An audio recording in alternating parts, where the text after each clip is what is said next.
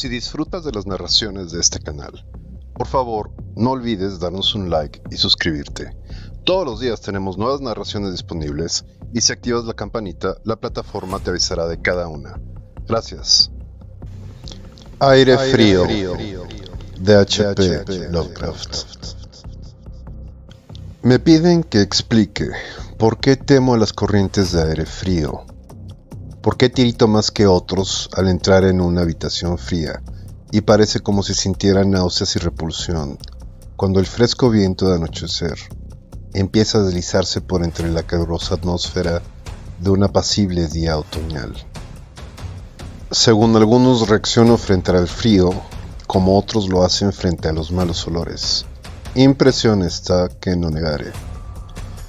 Lo que haré es referir el caso más espeluznante que me ha sucedido, para que ustedes juzguen en consecuencia si constituye o no una razonada explicación de esta peculiaridad mía.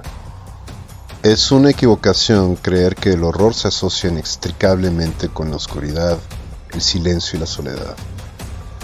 Yo me di de bruces con él en plena tarde, en pleno ajetreo de la gran urbe y en medio del bullicio propio de una destartalada y modesta pensión, en compañía de una prosaica patrona y dos fornidos hombres.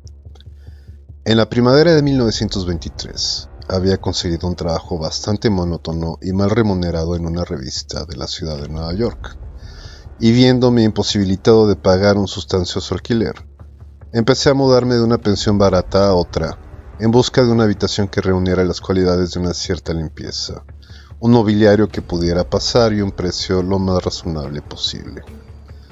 Pronto comprobé que no quedaba más remedio que elegir entre soluciones malas, pero tras algún tiempo recalé en una casa situada en la calle 14 Oeste, que me desagradó bastante menos que las otras en las que me había alojado hasta entonces. El lugar en cuestión era una mansión de piedra rojiza de 4 pisos, que debía datar de finales de la década de 1840, y provista de mármol y obra de marquetería cuyo herrumbroso y descolorido esplendor era muestra de la exquisita opulencia que debió de tener en otras épocas. En las habitaciones amplias y de techo alto, empapeladas con el peor gusto y ridículamente ordenadas con artesonado de escayola, había un persistente olor a humedad y a dudosa cocina. Pero los suelos estaban limpios, la ropa de cama podía pasar, y el agua caliente apenas se cortaba o enfriaba, de forma que llegué a considerarlo como un lugar cuando menos soportable para hibernar hasta el día en el que pudiera volver a vivir realmente.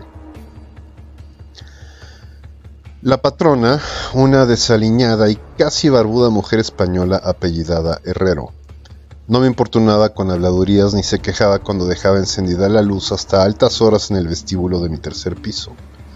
Y mis compañeros de pensión eran tan pacíficos y poco comunicativos como desearía, tipos toscos, españoles en su mayoría apenas con el menor grado de educación. Solo el estrépito de los coches que circulaban por la calle constituía una auténtica molestia. Llevaría ahí unas 3 semanas cuando se produjo el primer extraño incidente.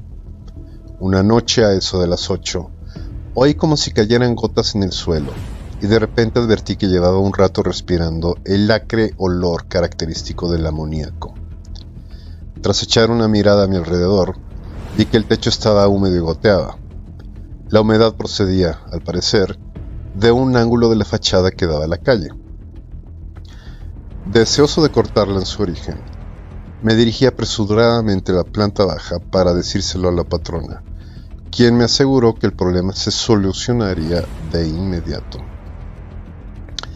El doctor Muñoz, dijo en voz alta mientras corría escaleras arriba delante de mí, ha debido derramar algún producto químico. Está demasiado enfermo para cuidar de sí mismo. Cada día que pasa está más enfermo, pero no quiere que nadie le entienda. Tiene una enfermedad muy extraña. Todo el día se lo pasa tomando baños de un olor la mar de raro y no puede excitarse ni acalorarse. Él mismo se hace la limpieza. Su pequeña habitación está llena de botellas y de máquinas y no ejerce de médico. Pero en otros tiempos fue famoso. Mi padre oyó hablar de él en Barcelona y no hace mucho le curó al fontanero un brazo que se había herido en un accidente. Jamás sale. Todo lo demás se le ve de vez en cuando en la terraza y mi hijo Esteban le lleva a la habitación la comida, la ropa limpia, las medicinas y los preparados químicos. Dios mío, hay que ver la sal de amoníaco que gasta ese hombre para estar siempre fresco. La señora Herrera desapareció por el hueco de la escalera en dirección al cuarto piso y yo volví a mi habitación. El amoníaco dejó de gotear y mientras recogía el que se había vertido y abría la ventana para que entrase aire, oí arriba los macilentos pasos de la patrona. Nunca había oído hablar al doctor Muñoz, a excepción de ciertos sonidos que parecían más bien propios de un motor de gasolina. Su andar era calmo y apenas perceptible. Por unos instantes me inquirí qué extraña dolencia podía tener aquel hombre y si su obstinada negativa a cualquier auxilio proveniente del exterior no sería sino el resultado de una extravagancia sin fundamento aparente. Ay, que se me ocurrió pensar un tremendo pathos en el estado de aquellas personas que en algún momento de su vida han ocupado una posición alta y posteriormente la han perdido. Tal vez no hubiera conocido nunca al doctor Muñoz, de no haber sido por el ataque al corazón que de repente sufrí una mañana mientras escribía en mi habitación. Los médicos me habían advertido del peligro que corría si me sobrevenían tales accesos, y sabía que no había tiempo que perder. Así pues, recordando lo que la patrona había dicho acerca de los cuidados prestados por aquel enfermo al obrero herido, me arrastré como pude hasta el piso superior y llamé débilmente a la puerta que estaba justo encima de la mía. Mis golpes fueron contestados en buen inglés por una extraña voz situada a cierta distancia a la derecha de la puerta, que preguntó cuál era mi nombre y el objeto de mi visita. Aclarados ambos puntos, se abrió la puerta contigua a la que yo había llamado. Un soplo de aire frío salió a recibirme a manera de saludo, y aunque era uno de esos días calurosos de finales de junio, me puse a tiritar al traspasar el umbral de una amplia estancia, cuya elegante y suntuosa decoración me sorprendió en tan destartalado y mugriento nido.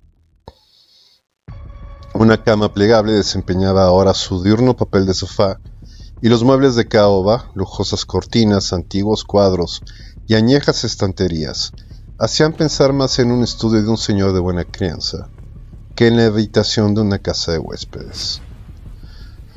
Pude ver que el vestíbulo que había encima del mío, la pequeña habitación llena de botellas y máquinas a la que se había referido la señora Herrero, no era sino el laboratorio del doctor, y que la principal habitación era la espaciosa pieza contigua a este, cuyos confortables nichos y amplio cuarto de baño le permitían ocultar todos sus aparadores y engorrosos ingenios utilitarios. El doctor Muñoz, no cabía duda, era todo un caballero, culto y refinado. La figura que tenía ante mí era de estatura baja, pero extraordinariamente bien proporcionada, y llevaba un traje un tanto formal, de excelente corte. Una cara de nobles facciones, de expresión firme aunque no arrogante, adornada por una recortada barba de color gris metálico y unos anticuados quevedos que protegían unos oscuros y grandes ojos coronando una nariz aligueña. Conferían un toque moruno a una fisonomía por lo demás predominantemente celtibérica. El abundante y bien cortado pelo, que era prueba de puntuales visitas al barbero, estaba partido con gracia por una raya encima de su respetable frente. Su aspecto general sugería una inteligencia fuera de lo corriente y una crianza y educación excelente. No obstante, al ver al doctor Muñoz en medio de aquel chorro de aire frío, experimenté una repugnancia que nada en su aspecto parecía justificar. Solo la palidez de su tez y la extrema frialdad de su tacto podrían haber proporcionado un fundamento físico para semejante sensación, e incluso ambos defectos eran excusables habida cuenta de la enfermedad que padecía aquel hombre. Mi desagradable impresión pudo también deberse a aquel extraño frío, pues no tenía nada de normal en tan caluroso día, y lo anormal suscita siempre aversión, desconfianza y miedo. Pero la repugnancia se dio pronto paso a la admiración, pues las extraordinarias dotes de aquel singular médico se pusieron al punto de manifiesto a pesar de aquellas heladas y temblorosas manos, por las que parecía no circular sangre. Le bastó una mirada para saber lo que me pasaba, siendo sus auxilios de una destreza magistral. Al tiempo, me tranquilizaba con una voz firmemente modulada, aunque extrañamente hueca y carente de todo timbre, diciéndome que él era el más implacable enemigo de la muerte, y que había gastado su fortuna personal y perdido a todos sus amigos por dedicarse toda su vida a extraños experimentos para hallar la forma de detener y extirpar la muerte. Algo de benevolente fanatismo parecía advertirse en aquel hombre, mientras seguía hablando en un tono casi locuaz al tiempo que me auscultaba el pecho y mezclaba las drogas que había cogido de la pequeña habitación destinada al laboratorio hasta conseguir la dosis de vida. Evidentemente, la compañía de un hombre educado debió parecer una rara novedad en aquel miserable antro. De ahí que se lanzara a hablar más de lo acostumbrado a medida que rememoraba tiempos mejores. Su voz, aunque algo rara, tenía al menos un efecto sedante, y ni siquiera pude percibir su respiración mientras las fluidas frases salían con exquisito esmero de su boca. Trató de distraerme de mis preocupaciones hablándome de sus teorías y experimentos, y recuerdo con qué tacto me consoló acerca de mi frágil corazón, insistiendo en que la voluntad y la conciencia son más fuertes que la vida orgánica misma. Decía que si lograba mantenerse saludable y en buen estado de cuerpo, se podía, mediante el esforzamiento científico de la voluntad y la conciencia, conservar una especie de vida nerviosa, cualesquiera que fuesen los graves defectos, disminuciones o incluso ausencias de órganos específicos que se sufrieran. Algún día, me dijo medio en broma, me enseñaría cómo vivir, o al menos llevar cierta existencia consciente, sin corazón. Por su parte, sufría de una serie de dolencias que le obligaban a seguir un régimen muy estricto que incluía la necesidad de estar expuesto constantemente al frío. Cualquier aumento apreciable de la temperatura podía, caso de prolongarse, afectarle fatalmente, y había logrado mantener el frío que reinaba en su estancia de unos 11 a 12 grados, gracias a un sistema absorbente de enfriamiento por amoníaco, cuyas bombas eran accionadas por el motor de gasolina que con tanta frecuencia había desde mi habitación, situada justo abajo. Recuperado del ataque, en un tiempo extraordinariamente breve, salí de aquel lugar helado, convertido en ferviente discípulo y devoto del genial recluso. A partir de ese día, le hice frecuentes visitas, siempre con el abrigo puesto. Le escuchaba atentamente mientras hablaba de secretas investigaciones y resultados casi escalofriantes, y un estremecimiento se apoderó de mí al examinar los singulares y sorprendentes volúmenes antiguos que alineaban en las estanterías de su biblioteca. Debo añadir que me encontraba ya casi completamente curado de mi dolencia gracias a sus acertados remedios. Al parecer, el doctor Muñoz no desdeñaba los conjuros de los medievalistas, pues creía que aquellas fórmulas crípticas contenían raros estímulos psicológicos, que bien podían tener efectos indecibles sobre la sustancia de un sistema nervioso, en el que ya no se dieran pulsaciones orgánicas. Me impresionó grandemente lo que me contó del anciano doctor Torres, de Valencia, con quien realizó sus primeros experimentos, y que lo atendió a él en el curso de la grave enfermedad que padeció 18 años atrás, y de la que procedían sus actuales trastornos. Al poco tiempo de salvar a su colega, el anciano médico sucumbió víctima de la gran tensión nerviosa a la que se vio sometido, pues el doctor Muñoz me susurró claramente al oído, aunque no con detalle, que los métodos de curación empleados habían sido de todo punto excepcionales, con terapéuticas que no serían seguramente del agrado de los galenos de cuño tradicional y conservador. A medida que transcurrían las semanas, observé con dolor que el aspecto físico de mi amigo iba desmejorándose, lenta pero irreversiblemente, tal como me había dicho la señora Herrero. Se intensificó el lívido aspecto de su semblante, su voz se hizo más hueca e indistinta, sus movimientos musculares perdían coordinación de día en día, y su cerebro y voluntad desplegaban menos flexibilidad e iniciativa. El doctor Muñoz parecía darse perfecta cuenta de tan lamentable empeoramiento, y poco a poco su expresión y conversación fueron adquiriendo un matiz de horrible ironía que me hizo recobrar algo de la indiferente repugnancia que experimenté al conocerle. El doctor Muñoz adquirió con el tiempo extraños caprichos, aficionándose a las especias exóticas y al incienso egipcio, hasta el punto de que su habitación se impregnó de un olor semejante al de la tumba de un faraón enterrado en el Valle de los Reyes. Al mismo tiempo, su necesidad de aire frío fue en aumento, y con mi ayuda, amplió los conductos de amoníaco de su habitación y transformó las bombas y sistemas de alimentación de la máquina de refrigeración hasta lograr que la temperatura descendiera a un punto entre 1 y 4 grados, y finalmente incluso a los 2 bajo cero.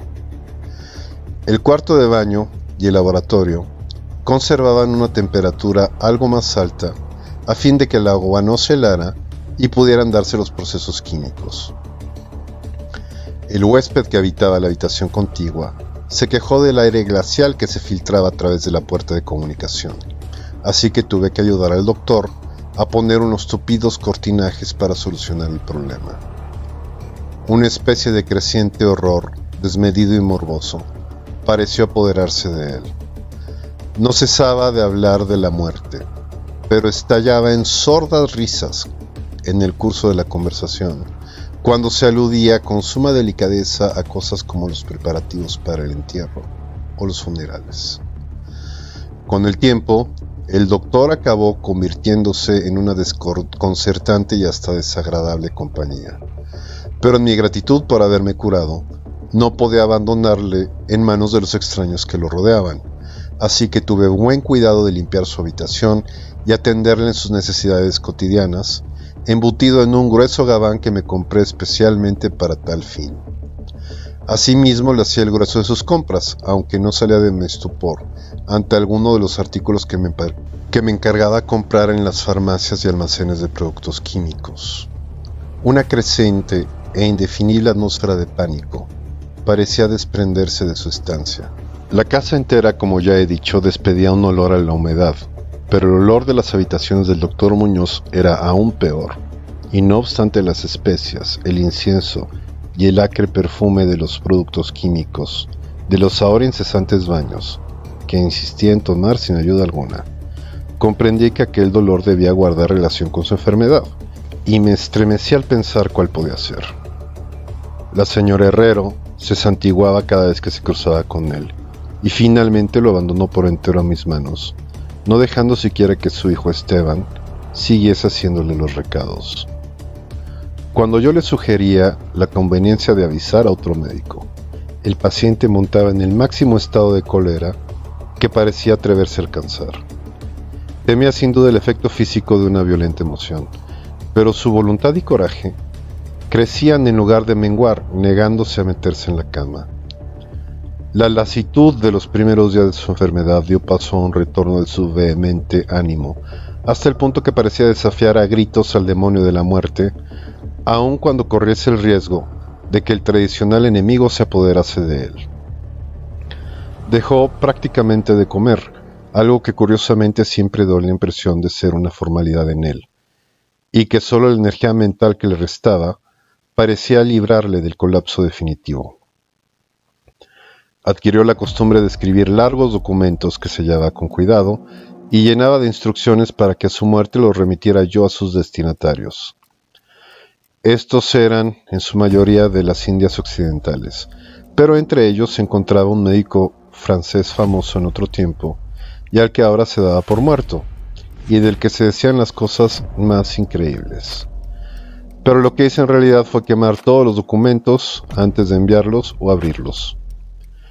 El aspecto y la voz del doctor Muñoz se volvieron absolutamente espantosos, y su presencia casi insoportable. Un día de septiembre, una inesperada mirada suscitó una crisis epiléptica en un hombre que había venido a reparar la lámpara eléctrica de su mesa de trabajo, aunque del que se recuperó gracias a las indicaciones del doctor mientras se mantenía lejos de su vista. Aquel hombre, harto sorprendentemente, había vivido los horrores de la Gran Guerra sin sufrir tamaña sensación de terror. Un día a mediados de octubre, sobrevino el horror de los horrores de forma pasmosamente repentina. Una noche a eso de las 11, se rompió la bomba de la máquina de refrigeración, por lo que pasadas 3 horas resultó imposible mantener el proceso de enfriamiento del amoníaco. El doctor Muñoz me avisó dando golpes en el suelo, y yo hice lo imposible por reparar la avería, mientras mi vecino no cesaba de lanzar imprecaciones en una voz tan exánime y espeluznantemente hueca que excede toda posible descripción. Mis esfuerzos de aficionado, empero, resultaron inútiles, y cuando al cabo de un rato me presenté con un mecánico de un garage nocturno cercano, comprobamos que nada podía hacerse hasta la mañana siguiente, pues hacía falta un nuevo pistón. La rabia y el pánico del moribundo ermitaño adquirieron proporciones grotescas, dando la impresión de que fuera a quebrarse lo que quedaba de su debilitado físico, hasta que en un momento dado un espasmo le obligó a llevarse las manos a los ojos y precipitarse hasta el cuarto de baño. Salió de allí a tientas, con el rostro fuertemente vendado, y no volví a ver sus ojos. El frío reinante en la estancia empezó a disminuir de forma harto apreciable, y a eso de las 5 de la mañana el doctor se retiró al cuarto de baño, al tiempo que me encargaba le procurase todo el hielo que pudiera conseguir en las tiendas y cafeterías abiertas durante la noche. Cada vez que regresaba de alguna de mis desalentadoras correrías y dejaba el botín delante de la puerta cerrada del baño, podía oír un incansable chapoteo y una voz ronca que gritaba ¡más! ¡más! Finalmente amaneció un caluroso día y las tiendas fueron abriendo una tras otra. Le pedí a Esteban que me ayudara en la búsqueda del hielo mientras yo me encargaba de conseguir el pistón. Pero siguiendo las órdenes de su madre, el muchacho se negó en redondo. En última instancia, contraté los servicios de un haragán de aspecto zarrapastroso a quien encontré en la esquina de la 8ª Avenida, a fin de que subiera el paciente hielo de una pequeña tienda que le presenté, mientras yo me entregaba con la mayor diligencia a la tarea de encontrar un pistón para la bomba y conseguir los servicios de unos obreros competentes que la instalaran. La tarea parecía interminable, y casi llegué a montar tan en cólera como mi ermitaño vecino al ver cómo transcurrían las horas, yendo de acá para allá sin aliento y sin ingerir alimento alguno, tras mucho telefonear en vano e ir de un lado a otro en metro y automóvil. Serían las 12 cuando, muy lejos del centro, encontré un almacén de repuestos donde tenía lo que buscaba, y aproximadamente 1 hora y media después, llegaba a la pensión con el instrumental necesario y 2 fornidos y avesados mecánicos. Había hecho todo lo que estaba en mi mano y solo me quedaba esperar a que llegase a tiempo. Sin embargo, un indecible terror me había precedido. La casa estaba totalmente alborotada y por encima del incesante parloteo de las atemorizadas voces, pude oír a un hombre que rezaba con voz profunda.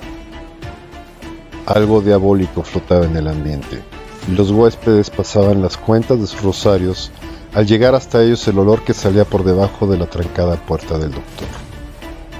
Al parecer, el tipo que había contratado salió precipitadamente dando histéricos alaridos al poco de regresar de su segundo viaje en busca de hielo.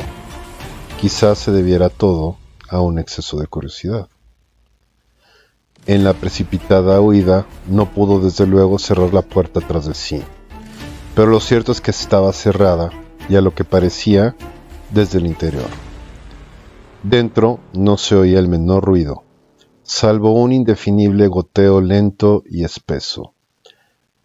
Tras consultar brevemente con la señora Herrero y los obreros, no obstante el miedo que me tenía atenazado, opiné que lo mejor sería forzar la puerta. Pero la patrona halló el modo de hacer girar la llave desde el exterior, sirviéndose de un artilugio de alambre. Con anterioridad habíamos abierto las puertas del resto de las habitaciones de aquel edificio, y otro tanto hicimos con las ventanas. A continuación, y protegidas las narices con pañuelos, penetramos temblando de miedo en la hedionda habitación del doctor, que orientada al mediodía, abrazada con el caluroso sol de las primeras horas de la tarde. Una especie de rastro oscuro y viscoso llevaba desde la puerta abierta del cuarto de baño a la puerta del vestíbulo, y desde aquí al escritorio, donde se había formado un horrible charco. Encima de la mesa había un trozo de papel garrapateado a lápiz por una repulsiva y ciega mano, terriblemente manchado también, al parecer por las mismas garras que trazaron apresuradamente las últimas palabras. El rastro llevaba hasta el sofá, en donde finalizaba inexplicablemente. Lo que había o hubo en el sofá es algo que no puedo ni me atrevo a decir aquí. Pero esto es lo que en medio de un estremecimiento general descifré del pringoso y embadurnado papel antes de sacar una cerilla y prenderle fuego hasta quedar solo una pavesa. Lo que conseguí descifrar aterrorizado mientras la patrona y los dos mecánicos salían disparados de aquel infernal lugar hacia la comisaría más próxima para balbucear sus incoherentes historias. Las nauseabundas palabras resultaban poco menos que increíbles en aquella amarillenta luz solar, con el estruendo de los coches y camiones que subían tumultuosamente de la abigarrada calle 14. Pero debo confesar que en aquel momento creí lo que decían. Si las creo ahora, es algo que sinceramente ignoro. Hay cosas acerca de las cuales es mejor no especular, y todo lo que puedo decir es que no soporto lo más mínimo el olor al amoníaco y que me siento desfallecer ante una corriente de aire excesivamente frío. He llegado al final. Rezaban aquellos hediondos garrapatos. No queda hielo. El hombre ha lanzado una mirada y ha salido corriendo. El calor aumenta por momentos y los tejidos no pueden resistir. Me imagino que lo sabe. Lo que dije sobre la voluntad, los nervios y la conservación del cuerpo, una vez que han dejado de funcionar los órganos. Como teoría era buena, pero no podía mantenerse indefinidamente. No conté con el deterioro gradual. El doctor Torres lo sabía, pero murió de la impresión. No fue capaz de soportar lo que hubo que hacer. Tuvo que introducirme en un lugar extraño y oscuro. Cuando hizo caso a lo que le pedía en mi carta y logró curarme. Los órganos no volvieron a funcionar. Tenía que hacerse a mi manera. Conservación artificial, pues comprende, yo fallecí en aquel entonces, hace ya 18 años. Si disfrutas de las narraciones de este canal, por favor, no olvides darnos un like y suscribirte. Todos los días tenemos nuevas narraciones disponibles y si activas la campanita, la plataforma te avisará de cada una. Gracias.